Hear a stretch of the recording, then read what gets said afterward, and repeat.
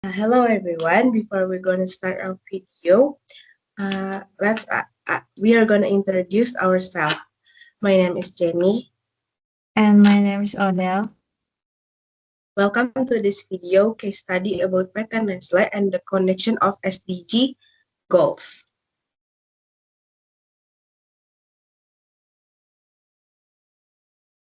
Ya, kayak gitu aja. Ya, udah. For you guys who do not know what it's PT Nestle or Milo is, Milo is a product that made by PT Nestle where the PT Nestle started the operation in 1971. However, its history in Indonesia dates back to 1873, when the company first introduced its condensed milk product, Capnana Milk Make, to Indonesia market.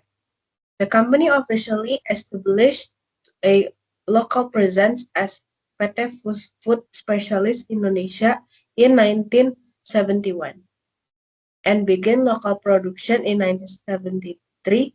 Since then, Nestle Indonesia has grown to become a leading food and beverage company with several factories and popular brands like Denkau, Milo, and Nescafe, deeply integrated into Indonesia daily life. But before that, what is SDGs? Well, let's see the short history of it first. They serve as a universal call to action to end poverty, reduce inequality, protect the environment, and ensure that by 2030 all people enjoy peace and prosperity.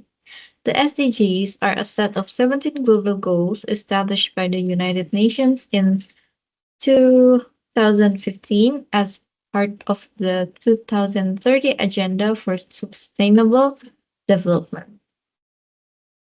So, with that, the main goals of the Sustainable Development Goals or SDGs are to first, end poverty, second, zero hunger, third, ensure good health and well being. They provide quality education, achieve gender equality, ensure clean water and sanitation, promote affordable clean water, support decent work and economic growth, foster innovation and infrastructure. They reduce inequalities, make sure cities sustainable, promote responsible consumptions, combat climate change, conserve ecosystem, promote peace and justice, and strengthen global partnerships. These goals aims to create a sustainable, inclusive, and equitable world by 2030. Now, before we get into the relations of the product with the SDGs throughout this project, we position ourselves as the managers of the company to understand better its operations and challenges. This presentation's video is solely for assignment purposes and it is not intended to damage the company's image. So, what are the supported SDGs from Milo?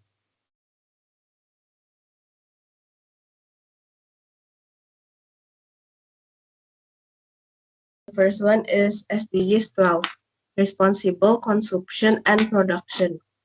Milo engaged in responsible consumption and production through various initiatives, and such as sourcing sustainable cocoa, adopting recyclable or reusable packaging by 2025, implementing a zero waste policy for packaging by that year, and utilizing renewable energy in its factories.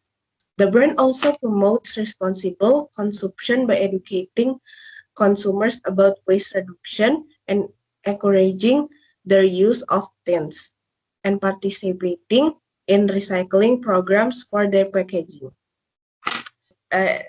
Second is SDG 2, Zero Hunger. Zero Hunger because it supports sustainable and agriculture and helps farmers improve their productivity, well-being through Milo. Aduh, kenapa sih? Okay. Second one is SDG 2, SDG 2 is zero hunger. Zero hunger because supports sustainable agriculture and helps farmers improve their productivity and well-being. Through Milo, the Nestle company promotes environmentally friendly farming and supports farmers by encouraging regenerative agriculture practice and environmental conservation.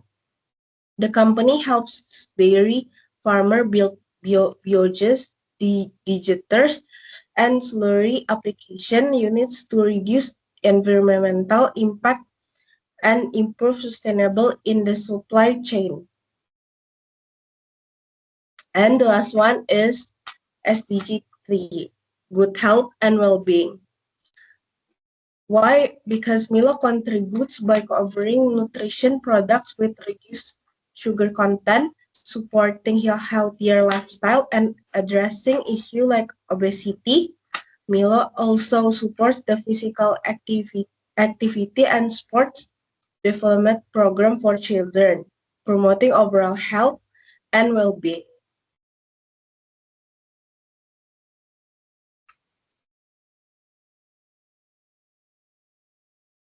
Okay.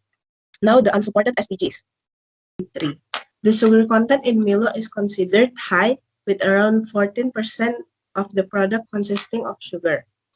This condition clearly contradicts the goal of SDG 3, which is to emphasize the importance of consuming health, food, and beverages. Second one is child labor. The child labor is actually against the SDGs 8.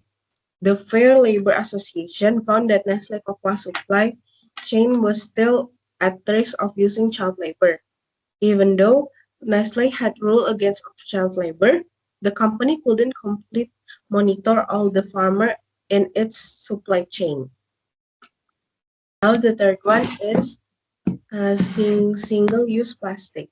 Miller used plastic based on packaging, which leads to increased plastic waste and environmental pollution. This practice contradicts SDG 12, which is responsible consumption and production, because it encourages unsustainable resource use. And it violates SDG 14, life below water, because by harming the marine ecosystem to plastic pollution in the water.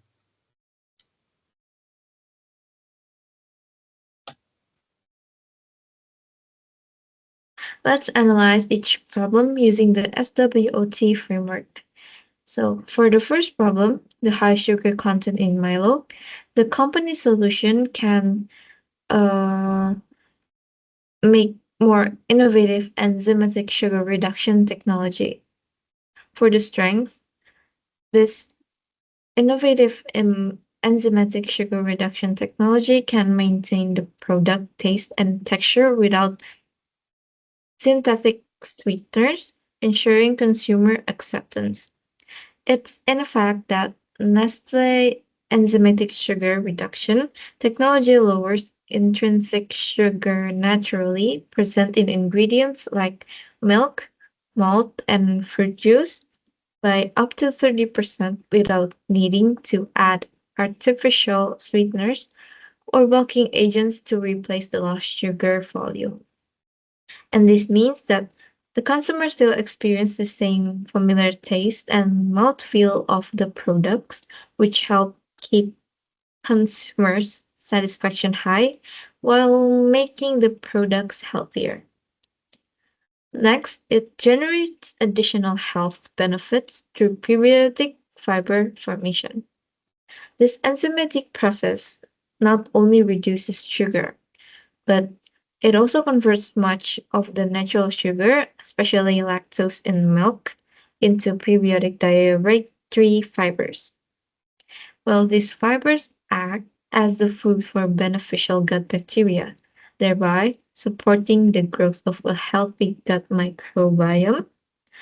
Early clinical studies show that these fibers promote a favorable balance of bacteria in healthy adults, which can have broader health and benefits such as improved digestion and immune function. So there is weaknesses. It's the potential of minimal increase in production it costs due to the enzymatic processing. So in short, the enzymatic sugar reduction adds a modest cost to production due to the added processing complexity. There is also opportunities, which is positioning as a health conscious brand may increase market share among wellness focused consumer.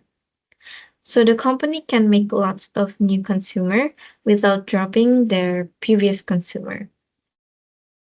And there are also threats by many companies are investing heavily in alternative approach such as natural sweeteners, fermentations, and sweetener modulation.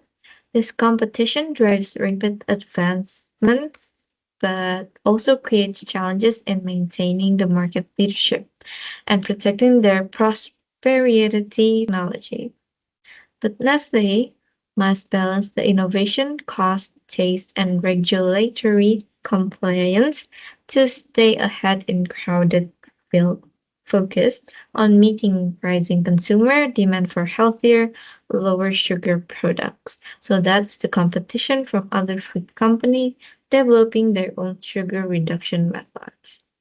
Okay, so next is the SWOT for the solution for the second problem, which is the child labor. The solution is the Cocoa Plan. Well, NASA has initiated the solution for the child labor, which is the NASA Cocoa Plan, and it plans to reduce the child labor and improve the welfare of cocoa farmers. And for the strength, it can, and in fact will, reduce child labor and improve the welfare of cocoa farmers.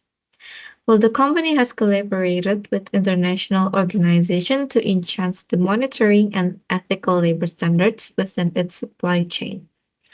And it runs by monitoring and remediation system, which is a key component since 2012, and that helps in identify and address child labor risks in high risk areas. And it also provides education and literacy, which means that they provide school kits and uniforms and finance the insurance of birth certificates to ensure that children can access education. But for the weakness, the monitoring and enforcement of the ethical labor standards remain weak at the supply chain level and in some areas. Why? Because Nestle uses fast and complex networks. The supply chain involves thousands of direct and indirect suppliers, and including a vast numbers of smallhold farmers, which makes direct oversight pretty difficult. But there is also still a report about child labor practices being found in some areas, particularly in cocoa farms in West Africa. But there are also opportunities, which means that they could increase the consumer demands for ethically sourced and sustainable products, supporting the Nestle market positioning. And investing in fair labor program can also improve the supplier relationships. If a company spends more money and effort to make sure that the workers are treated fairly, like getting a fair pay, safe working conditions, and reasonable hours, it can build better relationship with its suppliers and could boost the company's degree too. So it's a great deal. And there are also threats, which means that the persistent socioeconomic factors like poverty, lack of infrastructure, and limited access to education, which hinder full eradication of child labor. If the persistent child labor continues mainly because the poverty forces family to rely on their children's income, and inadequate access to quality education keeps children from attending school. And this socioeconomic challenge creates a cycle that is difficult to break, and it's making child labor a persistent problem despite efforts to eliminate it. And the last one, it is a solution for the use of single-use plastic packaging problem. And the solution is that we need to develop a sustainable and compostable packaging. And lots of other companies are also facing the same problem about product packaging and materials, which is the single-use plastic. And uh, for the solution, it has strengths with we have strong commitment to innovate recyclable and eco-friendly packaging materials. Well, the company has announced plans to achieve 100% recyclable or reusable packaging by this year, 2025. They established the packaging processes to allow the scale and strong brand reputation with consumer increasingly prioritizing eco-conscious products, enhancing loyalty and market competitiveness. Well, the Nestle has begun innovating with recyclable and eco-friendly packaging materials and is committed to reduce plastic waste. The weakness it the transformation transitions to sustainable product can increase costs due to the higher prices of new materials and technologies. And this may lead to increased product prices and reduced profitability. But however, the strategic planning and investments, companies can manage these costs for over time while contributing to the environmental sustainability. There are also opportunities. Surely, after the 100% of recyclable and eco-friendly materials, there can be a shift to the biodegradable or reusable packaging to enhance sustainability. It's just that the company needs some time. It leads to the rising consumer that demand globally for sustainable, eco-friendly, and compostable packaging drives growth potential.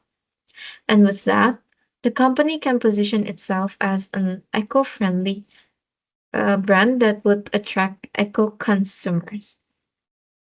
But for the threats, the packaging adaptations can be costly. Example, if the new packaging is made out of paper, it will cost more than plastic.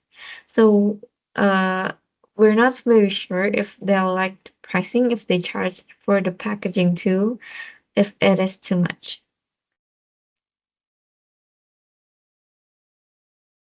In conclusion, Pet Nestle plays an important role in supporting the Sustainable Development Goals or the SDGs through its product and initiatives. However, the company still faces challenging environmental and social sustainability, which this case study remind us that the real progress requires continuous commitment and responsible action from all sectors. That's it for our video. Thank you for watching.